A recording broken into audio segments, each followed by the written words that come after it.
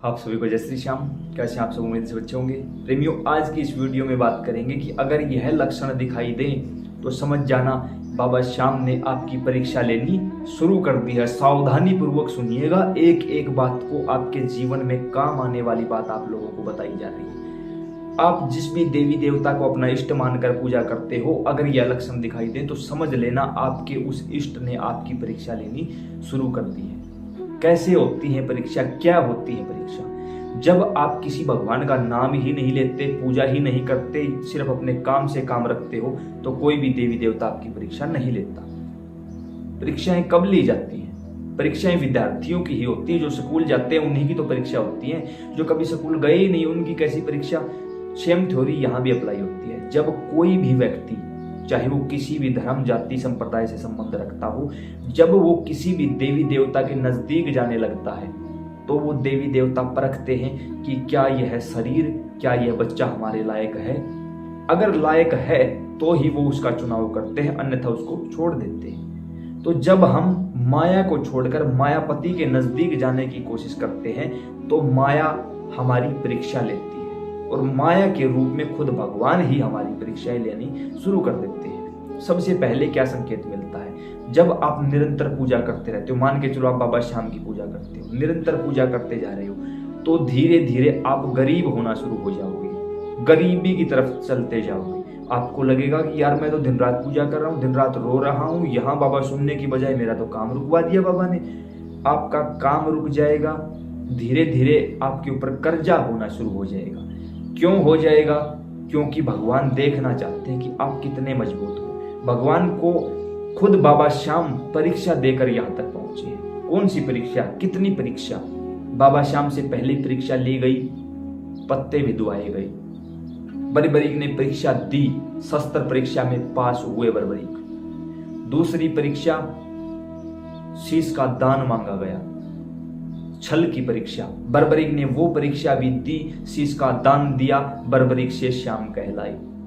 तीसरी परीक्षा, जब पांडवों को अभिमान हुआ मैंने युद्ध जिताया है, मैंने युद्ध जिताया है, तब बर्बरीक के शीश से आवाज आई, मरने वाले भी श्याम थे, मारने वाले भी श्याम थे, तुम कुछ नहीं थे। यानी तब श्री कृष्ण भगवान ने यह समझ लिया था कि अब यह दिव्य दृष्टि से युक्त हुआ, मेरे प्रभुत्व को प्राप्त कर चुका है, अब मुझ में और इसमें कोई फर्क नहीं है, कोई अंतर नहीं है। उस समय के बाद स्वयं श्री नारायण भगवान ने बर्बरीक को अपना सर्वस्व, अपनी कलाएं, अपनी विद्याएं, अपना नाम और अपने नाम से पूजे जाने का आशीर्वाद और वरदान दे दिया था। ठीक उसी प्रकार जब कोई भी जीवात्मा भगवान के नजदीक, कोई भी शरीर भगवान के नजदीक, कोई भी प्रेमी भगवान के नजदीक जाता है तो उस देवी देवता को उसका परीक्षा लेने का अधिकार होता है। क्यों होता है? क्योंकि हम सबको हर एक प्रकार के सुख दुख में तपाकर ही वहां तक ले जाया जाता है, और फिर ही हम अपनी परीक्षा में खरे उतरते हैं, फिर ही हम भगवान के नजदीक जाने के लायक होते हैं। आप एक बार चले जाओ मंदिर, कुछ भी मांग लेना, तुरंत मिल जाएगा।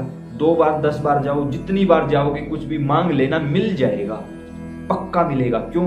भगवान चाहते हैं कि कोई मुझसे कुछ भी मांग ले, मैं उसको दे दूं और साइड में रखूं। लेकिन जो प्रेमी इन बातों से ऊपर उठकर भगवान के दरबार से भगवान को ही मांग लेते हैं, फिर भगवान टेंशन में पड़ जाते हैं कि यार इसने तो मुझसे मुझी को मांग लिया, अब मुझ में और इसमें कोई फर्क नहीं रहेगा, तो एक बार देख तो लूं क्या ये मेरे लायक भी है या नहीं है। तो देवी देवताएं आपकी परीक्षा लेनी शुरू कर देते हैं। उस दौरान सबसे पहले वो आपको कर्जे में ले जाएंगे, आपका काम रुक जाएगा। धीरे धीरे कहीं ना कहीं आप मेंटली डिस्टर्ब्ड हो जाओगे, परेशान रहना शुरू हो जाओगे कि यार दिन रात पूजा पाठ भी की है, लोगों को बाबा के बारे में बताया है, धाम पर भी गया हूँ, उस मंदिर में गया हूँ, उस मंदिर में गया हूँ, लेकिन असर नहीं हो रहा। क्यों?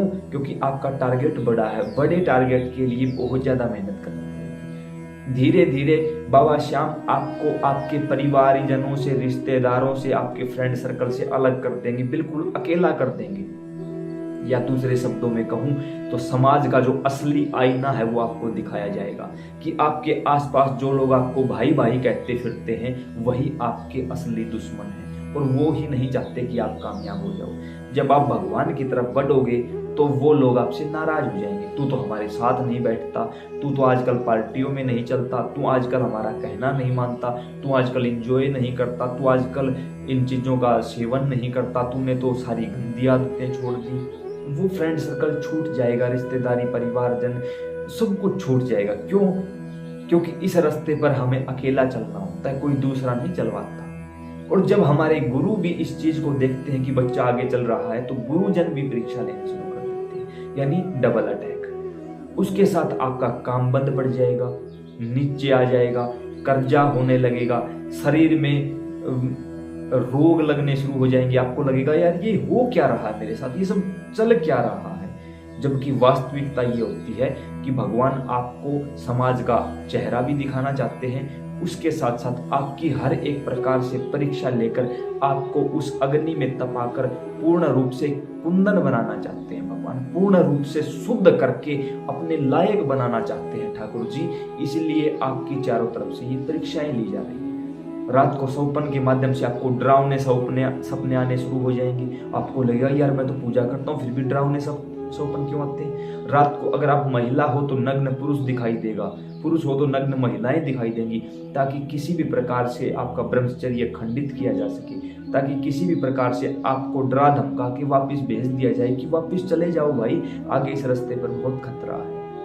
अगर आप उन सारी चीजों के दरमियान भी बचे रहे, टिके रहे और अपनी लाइन पर अडिग रहे, आगे चलते रहे, तो उसके साथ साथ आपके ऊपर कोई ना कोई झूठा ऐसा इल्जाम डाल दिया जाएगा जिसके कारण समाज में आपकी छवि खराब हो जाएगी। कोई भी इल्जाम हो सकता है, कोई चोरी का, कोई जारी का, कोई डकैती का, कोई लूट का, कोई भी ऐसा काम जो आपने किया ही नहीं होता, लेकिन आपके ऊपर वो इल्जाम आया और समाज में आपकी छवि धूमिल कर दी गई। यानी एक प्रकार से भगवान वहां भी चाहते हैं कि इसको देखना चाहता हूं कहां तक मेरे ऊपर टिका रहता है, कहां तक मेरी बातों को सच मानता है, कहां तक ये मेरा रहता है। क्या ये समाज के भय से, इन चीजों के भय से, इन सारी बातों के भय से मेरा त्याग करता है। और याद रखना, यहाँ इन सारी प्रक्रियाओं के दौरान भगवान हारने भी नहीं देंगे। वो हर एक पल आपके साथ हैं। बस कुछ ऐसा करेंगे कि जिसके चलते आपके परिवार, गांव, समाज, रिश्तेदारी में आपकी छवि धूमिल कर देंगे। आपको एक प्रकार से बेइज्जत किया जाएगा। क्यों करते हैं ठाकुर जी ऐसा? क्यों? क्योंकि मेरे भगवान को वो प्रिय हैं जो सभी के अंदर समान भाव देखते हैं। उन सारी चीजों के चलते आपको संसार का वास्तविक आईना दिखाई देगा, संसार की सारी बातें समझ आएंगी और धीरे धीरे आप अपने आप को ये देख पाओगे कि मैं कितना जल सकता हूँ, कितना तप कर सकता हूँ, कितना तपनिष्ठ हूँ और कितना भगवान की भक्ति मेरे अंदर अंदर कूट कूट के भरी जा चुकी है, कितना ठाकुर जी मुझको चाहते हैं। और यह आप सभी के साथ नहीं, सभी के साथ हुआ है, हो रहा है, आगे भी होगा। किसी भी भक्त का चरित्र उठाकर देखिए, आपको ये सारी चीजें देखने को मिलेंगी कि सभी के साथ ऐसा हुआ है। तो अगर आप सभी के साथ भी ऐसी ही घटनाएं घटित, खुद के पति आपको परेशान करेंगे, पत्नी परेशान करने लग जाएगी, घर के माता पिता से ही ऐसी बात बुलवा देंगे बाबा कि जो देख के आपको लगेगा यार ये ऐसा हो कैसा सकता है, लेकिन वो होके रहेगा। तो ये सारी चीजें अगर ये भी आपके साथ हो रही हैं तो घबराने की आवश्यकता नहीं है। डटे रहिए, अडिग रहिए अपनी बात पर, आपकी परीक्षा चल रही है। और एक ही बात याद रखना, आप परेशान हो सकते हो, पराजित नहीं हो सकते। दोनों हाथ उठाकर कह दो कि प्रभु इतनी परीक्षा मत लो, बस हाथ थाम लो। ठाकुर जी हाथ थाम लेंगे। जब बिल्कुल टूट जाओगे उस समय भगवान स्वीकार कर लेंगे। उम्मीद करते हैं जानकारी समझ और पसंद आई होगी। अन्य प्रेमियों के साथ जरूर शेयर करना। जय श्री श्याम।